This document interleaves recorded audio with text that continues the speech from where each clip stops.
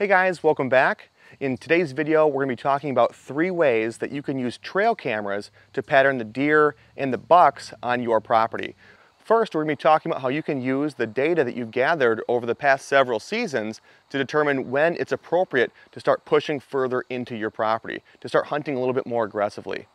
Next, we're going to be talking about how you can use trail cameras to pattern those non-resident bucks, the bucks that don't live on your property. And finally, I want to talk about how you can use cell cameras to pattern individual bucks to potentially be more aggressive early on in the season. So first, let's talk about how we use our trail camera pictures that we've collected over the past several seasons to pattern the deer on our properties and to help us determine when it's appropriate to start hunting more aggressively. We started running trail cameras in 2010, so this will be our 11th season running trail cameras, and our trail camera arsenal has grown over time. We started with maybe 3 cameras, and now we're probably up to anywhere from 8 to 12 cameras per property. We hunt 3 different properties, so we have a lot more cameras now than what we started with in 2010. So we have more pictures now, more intel, but even though in 2010 we only ran a few cameras, we're still able to use those pictures to get a better understanding on how and when the deer move in that particular area. Basically giving us a general idea on when it might be more appropriate to push in and when it might be more appropriate to stay patient. And I'll kind of explain the very simple approach to how we're getting kind of that general idea on when we want to start pushing into our property. And again, it's not that complicated, so it's something that you guys can do with your cameras on your property as well. When we first started running cameras, we saved a majority of the pictures, whether that was does, young bucks, old bucks. We saved a lot of pictures, but as you start getting more cameras within your trail camera arsenal, it's a lot harder to save every single picture. So then we started narrowing it down to saving only the buck pictures. And now that we're running a lot of the cameras in video mode, we try to only save the videos of bucks that are 2.5 years old or older. So for the most part, over the past 10 years, every single picture of a buck that's been captured on one of our trail cameras, we have saved on the computer. And this is great information to have because you can go back to each of the past several years and review those pictures to determine when are these older bucks starting to move consistently during daylight. Not a one-off night where he happens to be moving during daylight. When is he moving in daylight, 3, 4, 5 days in a row consistently? That's what you kind of want to look out for. And every property is going to be a little bit different. What type of food sources do you have available near you? What type of cover do you have on your property or near your property? Is there a lot of hunting pressure on your property or surrounding your property? Where is the camera located? So there are a lot of variables that do play into this, but for the most part, you can get a pretty good understanding of when the bucks in your area are starting to move consistently during daylight. And what we found out on our properties, one of the properties has fairly consistent movement from older bucks early on in the season, while another property, the bucks don't really start moving consistently during daylight until around the 20th or the 24th of October. Now, that does not mean that if we happen to hunt early, let's say on October 6th, that we would not have an encounter with our target deer. Anything can happen anytime you're in the woods. But if you're looking at the historical movement patterns for that particular property, you have a low probability of seeing your target deer and a higher chance of educating the deer on your property. So again, the first way you can use trail cameras to pattern when the bucks on your property are starting to move is by saving every single buck picture for the entire season. And as you start compiling pictures from season after season after season, you can start reviewing those pictures to determine when are these bucks starting to move consistently during daylight. And then that's the time period that you want to start focusing on being more aggressive, pushing further into your property. The second thing that I wanted to talk about is how you can use trail cameras to pattern non-resident bucks. Bucks that do not live on your property. They might live, a half mile to 3 miles down the road, and they're going to be coming into your property, likely during the rut, looking for estrus does. For those of you guys that run trail cameras or do a lot of local scouting around your property, you get a pretty good idea as to the inventory of bucks either around your property or using your property. Because you can identify these individual bucks, when you start to pull your trail camera cards, and a lot of times this happens during the rut, you notice right away when a buck shows up that isn't local. Again, this is a deer that you do not recognize. This is the first time you've seen him all year on your cameras. What's likely happening here, and a lot of the studies are pointing to this as well, is these bucks are leaving their home ranges because they're running out of estrus does. There's no more hot does where they're from, so they're trying to find hot does somewhere else. They'll sometimes travel 1 mile, 3 miles, searching for estrus does, and it really just depends on the area. It depends on the deer density, the connecting cover.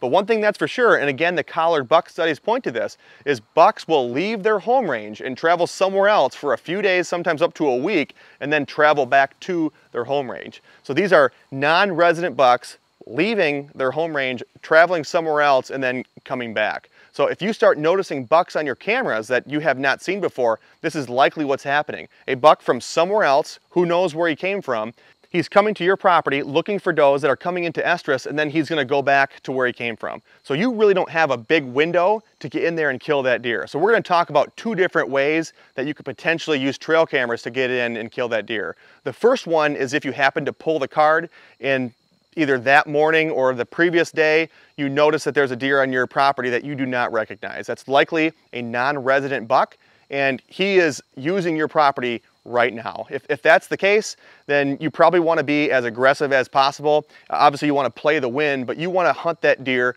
right now. He does not know your property as well as your local bucks do, so there's a good chance that you can kind of catch him slipping up.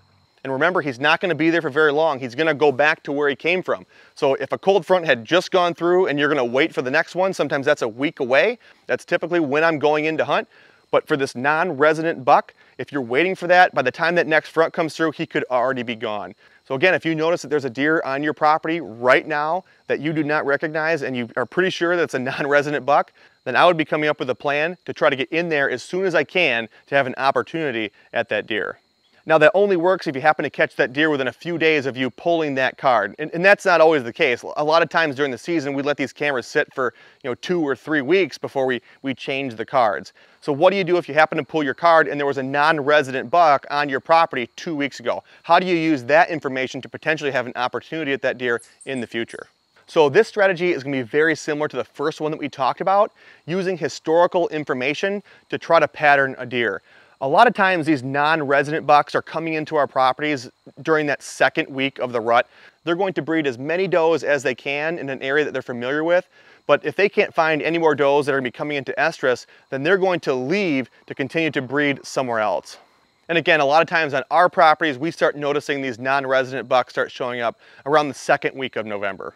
And that's what you really want to start keying on when you're trying to target these non-resident bucks, is when are they coming into your property. So if they're coming in on the 10th, that's a lot different than coming in on the 13th. So if you have a buck that's coming in on the 10th of November, then the following year, if he's still alive, there's a decent chance that he's going to swing through your property around the same time. Bucks here in Michigan don't really have that long of a life expectancy, so a lot of the times when we do see a non-resident buck come through, the following year he is a no-show.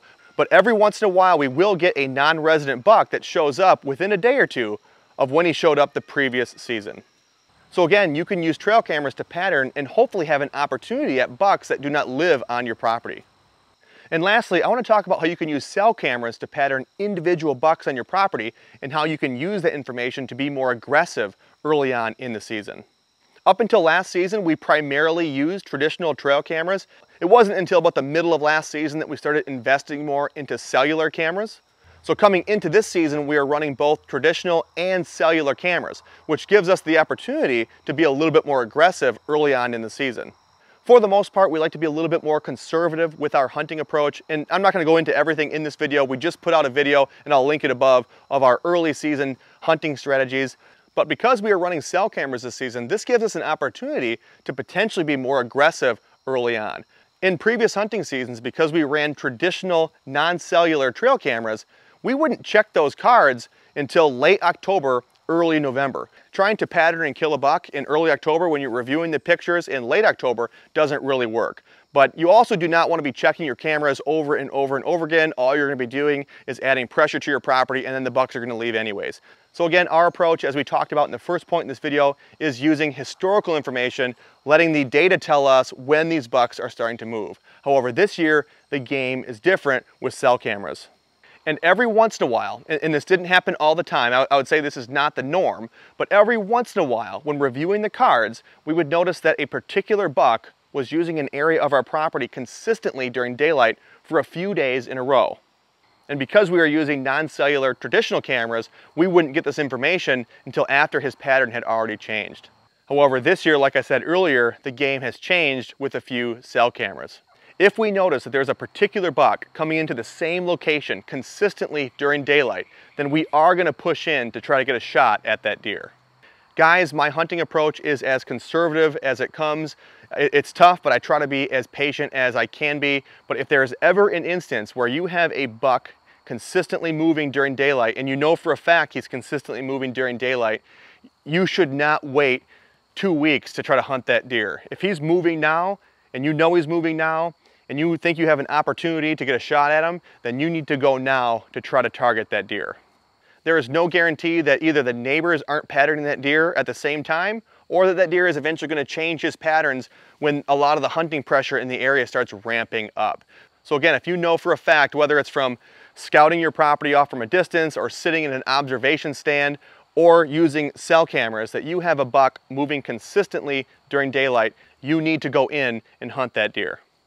I know we don't talk about too many aggressive tactics on this channel, but hopefully that's one you guys can use if you guys have a buck on your property that you're able to pattern early on. Well guys, that pretty much wraps it up for 3 ways that you can use trail cameras to pattern bucks on your property. If you guys have any additional ways you can use trail cameras to pattern bucks, I'd love to hear about it. Or if you have any questions, please drop those in the comment section below. I'll get back to those as soon as I can, and we will see you guys in the next video.